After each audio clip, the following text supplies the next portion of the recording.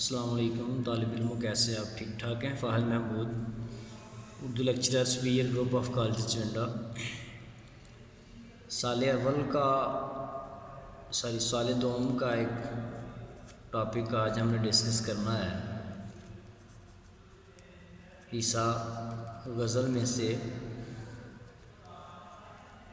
ناصر Kazmi.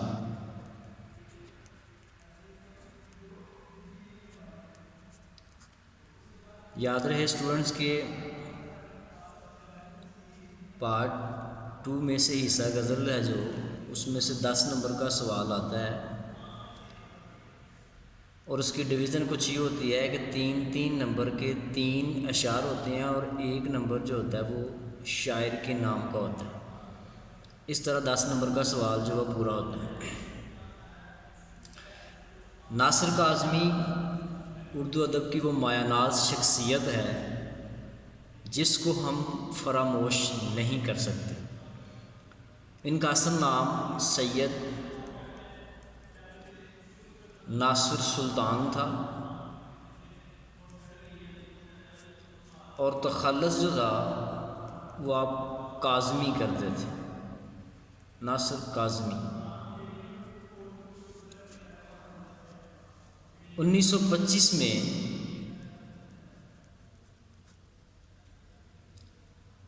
Ambala, Indian شہر امبالہ میں پیدا ہوئے، اور 1973 میں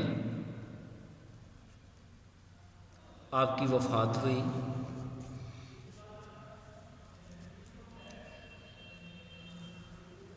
اسلامیہ کالج ریلوے روڈ لاہور سے آپ نے ایف اے کا امتحان پاس کیا۔ 1947 میں آپ ہجرت کر کے لاہور آ گئے تھے۔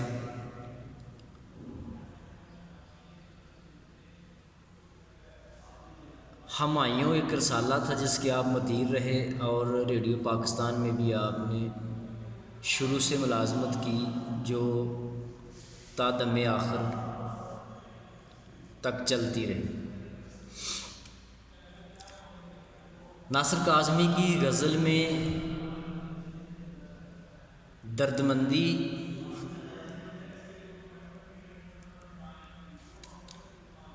سوز و گداز، افسردگی، اداسی اور سادگی و پرکاری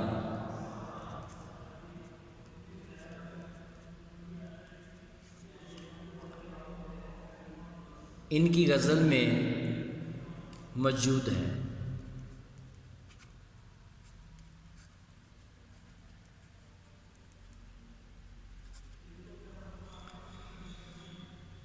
ناصر کاظمی کو میر ثانی بھی کہا جاتا ہے۔ 1971 سقوط ڈھاکہ سے ناصر کاظمی بہت زیادہ متاثر ہوئے، اور اپنی شاعری میں، ان کی شاعری میں وہ تمام تصویریں جو ہے نا وہ دکھائی دیتی ہیں۔ ناصر کاظمی کی زندگی میں ہمیشہ اداسی، غم، پریشانی جو ہے نا وہ شائع رہی۔ نشاط خواب،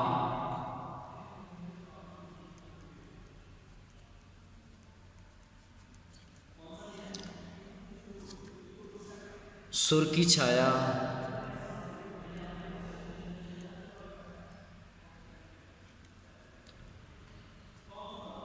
دیوان اور پہلی بارش،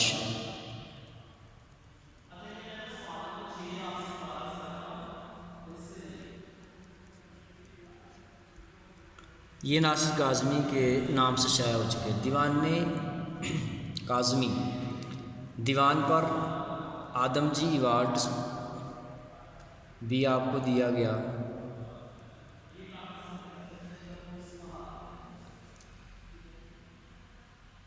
ان کے نثری مضامین بھی ہیں جن کا نام خشک چشمے ہے،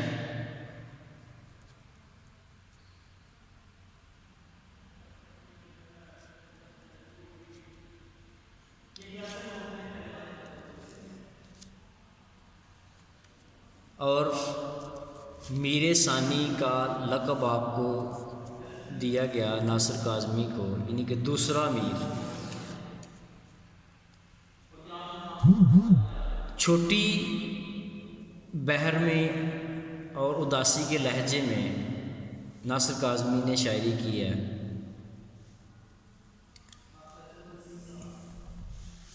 ناصر کاظمی کی زندگی میں میر تقی میر کی طرح ہمیشہ غم چھایا رہا، اور اس کا اظہار آپ نے برملا اپنی شاعری میں بھی کیا ہے۔ تو پہلی غزل ہے ناصر کاظمی کی،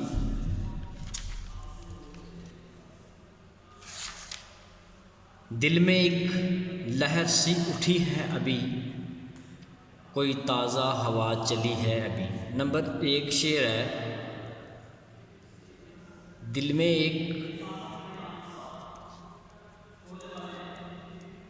لہر سی اٹھی ہے ابھی،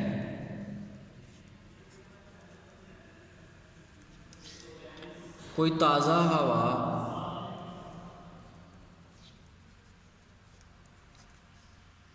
چلی ہے ابھی۔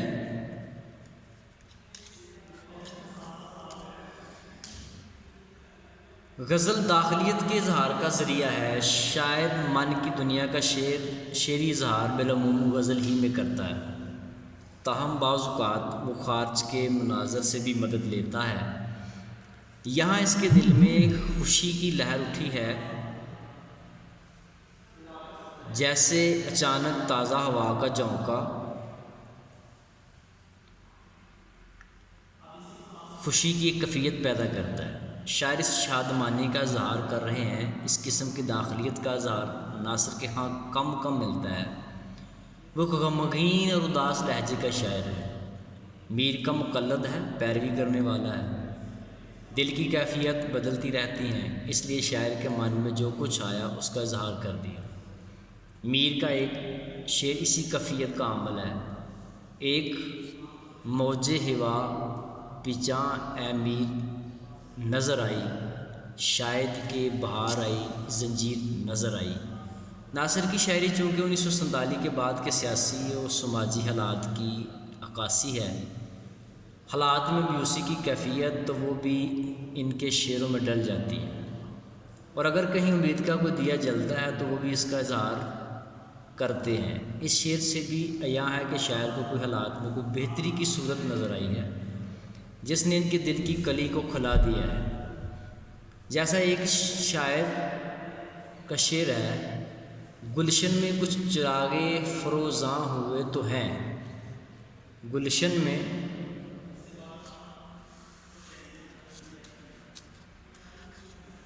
کسی شاعر کا شعر ہے کہ گلشن میں کچھ چراغ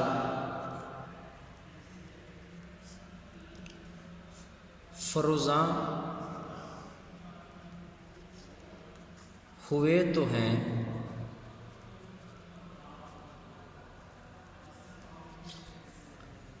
پیدا نئی بہار کی امکان ہوئے تو ہیں۔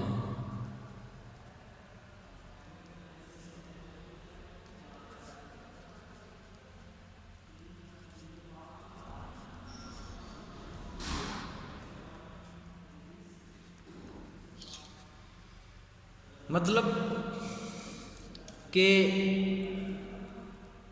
کچھ امید بر آئی ہے جینے کی۔ ویسے غالب نے یہ کہا تھا نا، کوئی امید بر نہیں آتی، کوئی صورت نظر نہیں آتی، موت کا ایک دن متعین ہے غالب، نیند کیوں رات بھر نہیں آتی۔ اس کے الٹ ایک بات کی گئی ہے کہ دل میں ایک لہر سے کوئی چنگاری جو ہے وہ سلگنا جو شروع ہوئی ہے، کچھ تو آثار زندگی، کچھ تو آثار بہتری پیدا ہوئے ہیں، کوئی تازہ ہوا چلی ہے، کچھ زخم جو ہیں وہ بھرنے لگے ہیں، کچھ زخموں پہ مرہم لگنے لگی ہے، کچھ خیالات کی دنیا سجنے اور سنورنے لگی ہے، اور کچھ بہتری آنے لگی ہے انسان کی زندگی میں، ناصر کاظمی کی زندگی میں۔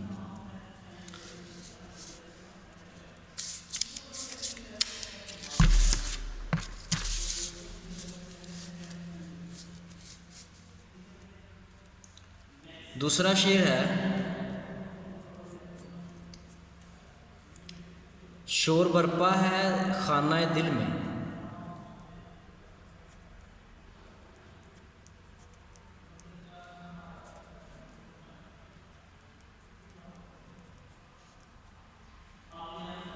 کوئی دیوار سی گری ہے ابھی۔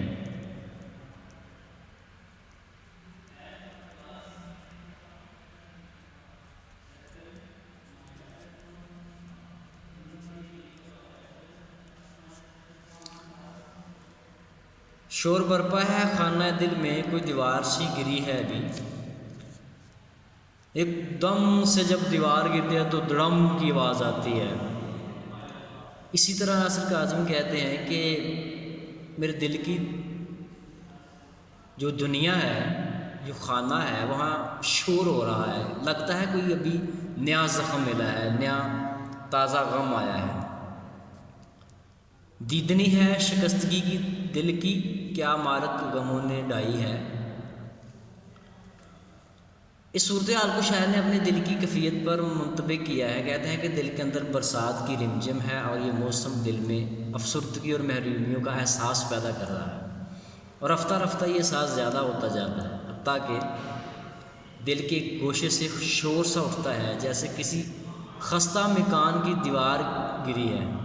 ایک اور شاعر کے بقال جناب احمد ندیم قاسمی کی ایک معروف غزل کے مطلع میں بھی اس کیفیت کی نہایت عمدہ تصویر کاری ملتی ہے۔ وہ فرماتے ہیں کہ جب تیرا حکم ملا ترک محبت کر دی، دل مگر اس پہ وہ دھڑکا کہ قیامت کر دی۔ اور سید سبتی علی نے کیا خوب کہہ دیا ہے، دیواریں کیا گری میرے کچے مکان کی، لوگوں نے صحن میں راستے بنا لیے۔ اس شعر کا دوسرا مفہوم خوشی والا بھی ہو سکتا ہے، کیونکہ دیوار گرنا کو رکاوٹ دور ہونے کے معنوں میں بھی لیا جاتا ہے، اور دل میں شور اس کے خوشی سے بلبلوں اچھلنے کی سے بھی پیدا ہو سکتا ہے۔ ڈاکٹر اشفاق احمد ورق مکان جسم پہ اس دل کی دستکیں بھی سنو، امدادی شعر کے طور پر ہم اس کو کوٹ کریں گے۔ ایسے میں جتنے بھی شعر بولتا ہوں وہ سارے امدادی شعر کے طور پر استعمال کر سکتے ہیں۔ مکان جسم پہ اس دل کی دستکیں بھی سنو،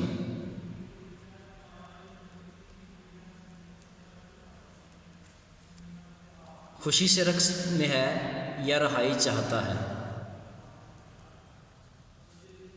خوشی سے رقص میں ہے یا رہائی چاہتا ہے۔ کہتا ہے کہ دل کی بات بھی سنو۔ یہاں شاعر نے من کی دنیا کی کیفیت کو بیان کرنے کے لیے خارج کی دنیا کا حوالہ دیا ہے۔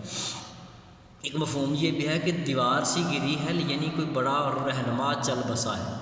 جس طرح دیوار گرنے سے ہم اس کے سائے سے محروم ہو جاتے ہیں، اسی طرح رہنمائی کی وفات پر ہم اس کی چھاؤں سے محروم ہو گئے ہیں۔ ناصر کاظمی ہی کے بقول میٹھے تھے جن کے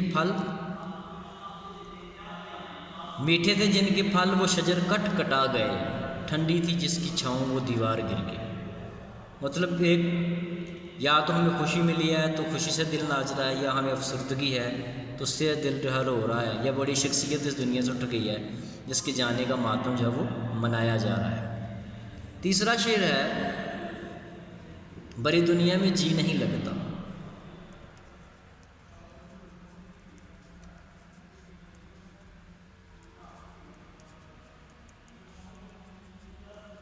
بڑی دنیا میں جی نہیں لگتا، جانے کس چیز کی کمی ہے ابھی، جانے کس چیز کی کمی ہے ابھی۔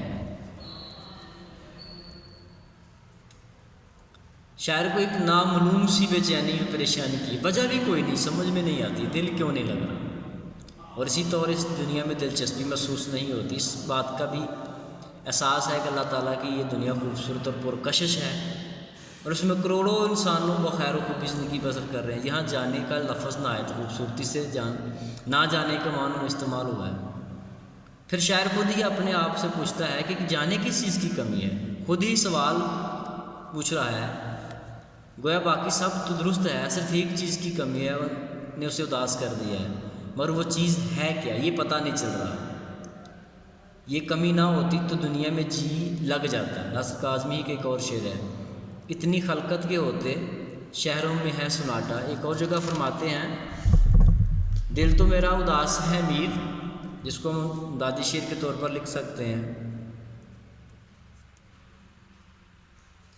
دل تو میرا اداس ہے ناصر،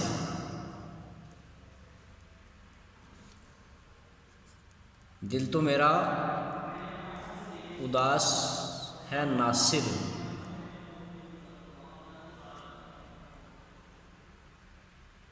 شہر کیوں سائیں سائیں کرتا ہے. دل تو میرا اداس ہے ناصر، شہر کیوں سائیں سائیں کرتا ہے.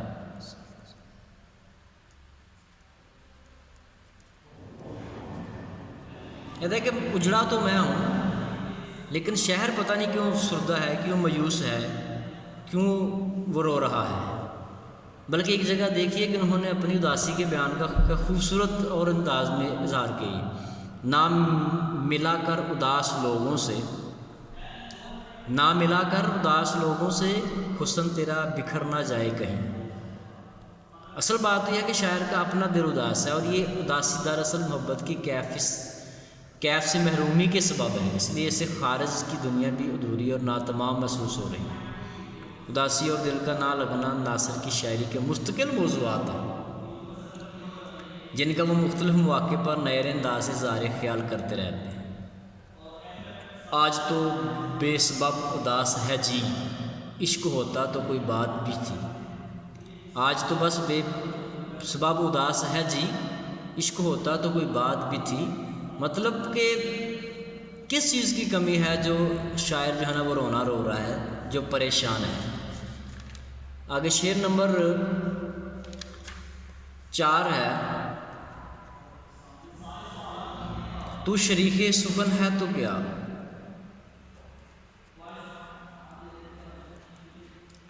تو شریک سخن نہیں ہے،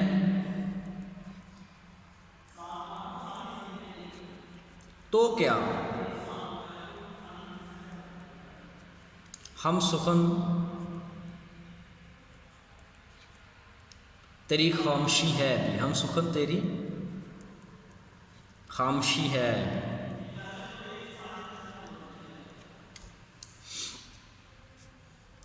شریک سخن شاعر کو محبوس و عموماً یہی شکایت رہتی ہے کہ وہ مجھ سے ہم کلام نہیں ہوتا، مگر شاعر اس کے ہم کلام نہ ہونے پر بھی مطمئن ہے، اور یہ کہہ رہا ہے کہ تیرے ہم کلام نہ ہونے پر تیری خاموشی ہم کلام ہے. تم میرے پاس ہوتے ہو گویا جب کوئی دوسرا نہیں ہوتا، یا خاموشی گفتگو اور بے زبانی زبان بن گئی ہے. وہ اس کو اپنا دوست بنا کر آمنے سامنے بٹھا کر رہا ہے. تم نہیں تو تیریاں یاداں سہی، تو آنکھوں آنکھوں میں باتیں ہوتی رہتی ہیں. اس کیفیت کو خورشید رضوی نے خوبصورت انداز میں بیان کیا ہے. وہ روز و شب کے جن میں نگاہیں زبان تھیں، ہم چپ تھے کوئی بات مگر ان کہی نہ تھی. عہد حاضر کے معتبر شاعر ارشد نعیم نے دیکھیے، اس نے چہرہ ہی پڑھ لیا ہوگا، اس نے چہرہ ہی پڑھ لیا ہوگا، ہو گئے ہم یہ سوچ کر خاموش، جنبش لب کے منتظر کیوں ہو، صورت داستان کی صورت ہے. اور مومن خان مومن نے تو قلم توڑ دیا نا، جو اس کو ہم امدادی شعر کے طور پر لکھیں گے. تم میرے پاس ہوتے ہو گویا،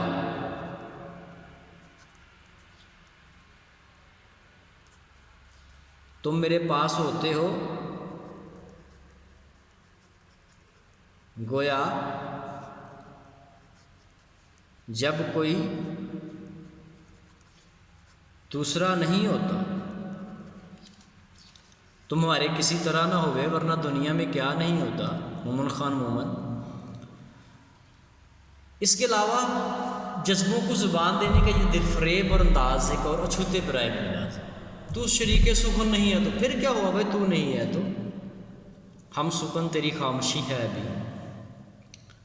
آؤ چپ کی زبان میں خاور، آؤ چپ کی زبان میں خاور، اتنی باتیں کریں کہ تھک جائیں. دراصل ابلاغ کے ذرائع میں زبان کو اہمیت تو ہے، لیکن یہ حرف آخر نہیں. مافی الضمیر تو کسی بھی انداز میں دوسرے تک پہنچ سکتا ہے. مثلا آنکھوں کی سیاہ سیال تحریر میں جو بلاغت ہے لفظوں میں کب ہے؟ کہتے ہیں کہ کیا ہوا اگر تم نہیں ہے تو نہیں تو تیریاں یاداں تو ہیں. یہ اس کے اندر یہ مضمون جو ہم شاعر کاظمی صاحب نے بیان کیا.